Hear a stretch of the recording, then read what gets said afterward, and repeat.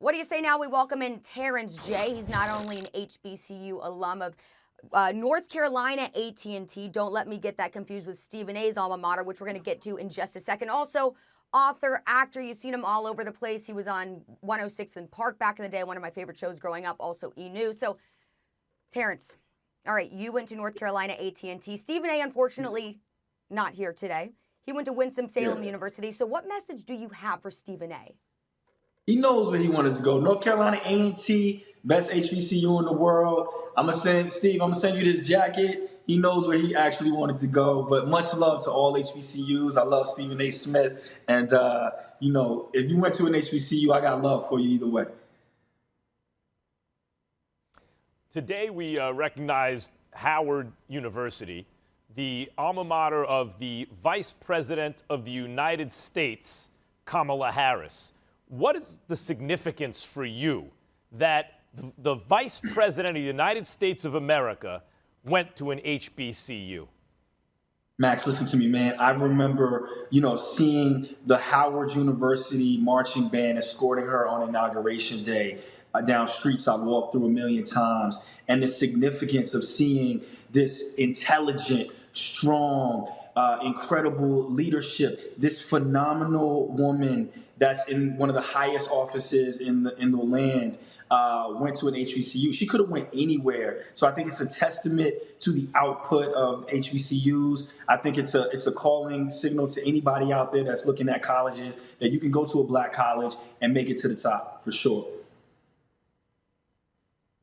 Do you feel like attending an HBCU really was the reason that your life went in the direction that it did? Oh, 100%. I didn't get accepted into other colleges when I applied. An HBCU took a chance on me. So if it wasn't for an HBCU, I wouldn't even had that opportunity. How? Could you describe the experience and why you feel that way? Listen, we have such passionate professors, so the education is always on point. But the cultural significance, the legacy, the amount that we pour into students, the amount of love that was poured into me, the mentorship that I had when I was on the yard, all of it prepared me for success. And when I came out of school, the relationships, the pride, it doesn't matter if you went to A&T, Winston, Howard, Morehouse, wherever you went. FAMU, there's a love and a camaraderie when you go to an HBCU. So for anybody out there, man, if you're considering going to college as a young person, make sure you put HBCUs at the top of your list, historically black colleges. Mm-hmm. Well, it seems like you made the right decision, but I'm sure all the other universities that you might have applied to probably kicking themselves for not admitting you.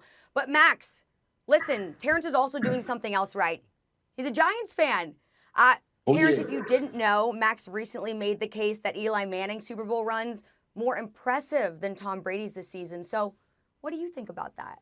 Both of them. So I gotta rock with Max. Listen, that 2008 game when the Patriots had the best record in the league, undefeated that year, and you watch your man Eli Manning go out there at the end of the game, Super Bowl, after they just lost to the Patriots in the last regular season game, throw that helmet pass, then the pass to Plaxico Burress for the win. That was the biggest game I've ever seen in my life. So, for me, that Giants run in particular was my favorite, but I can't come on here without giving so much love and respect to Tom Brady. We are watching history, what he's able to do at this age. It's unbelievable. So I got to give my hats off to Tom Brady. But of course, for any Giants fan, we hold on to that very near and dear. 2008 and then a couple years later to win those two chips. Yeah. There's nothing like it. And you're also a Lakers fan. Giants and Lakers. I found another one like me. I sold out my Knicks because Dolan won't sell the team when I moved out to L.A. to do radio out there years ago. So it's Giants and Lakers. And we got LeBron on the Lakers, right? And the issue is, even though he's still the best player in the world and is going to work on a second of back-to-back championships this year, to get on Lakers Mount Rushmore, it's almost impossible. Do you think that LeBron has a chance to get on the Lakers Mount Rushmore? I do. I think he has a chance the way he's going, obviously. But for me, you have to be on a team for at least 5 to 6 seasons before I can consider you the best of that franchise, right? And when you're coming from a legacy, that has Magic Johnson and Kareem Abdul-Jabbar and Wilt, for me, the greatest Laker of all time is Kobe Bryant. So it's hard to put LeBron in that company just because he hasn't had enough years on the team. But, I mean, listen, we're going to win the chip this year in 5.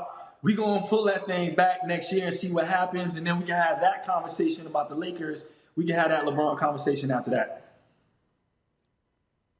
Okay, so we'll wait to have that conversation. But as the former host of 106th and Park, again, one of my favorite shows of all time, I got to ask you, who is the GOAT of hip-hop? Great show. I got to go with Jay-Z. I got to go with the Jigga Man, what Jay has been able to do. Respect it. My GOAT for basketball is LeBron, and my GOAT for hip-hop is Jay-Z. So I got to go with those two all day. Well, you're Max, half right. It's Jordan and Jay-Z. But is there even an argument for someone other than Jay-Z? Is there even an argument considering how long he's been at it at that level? Who's in second place? Who's in second place in the history of hip-hop behind Jay-Z? Because first place is locked up. If we're talking dead or alive, if we're talking Tupac conversations and we're talking Biggie conversations, those are different conversations. We're talking alive right now. Nobody's done it like Drake. I mean, anybody that doesn't really appreciate what you're watching with Drake right now is, you're being a hater. What Drake has been able to do with hit after hit is phenomenal. The fact that we're in a time right now where you can watch Tom Brady play football, watch LeBron James play basketball at age 36 with no look passes to Trez, and be able to watch Drake put out hit after hit. We are living in unprecedented times of greatness, and I'm just happy to be able to witness it and to be able to wake up and watch First Take. Life is good. Thanks for watching ESPN on YouTube. For live streaming, sports, and premium content, subscribe to ESPN+.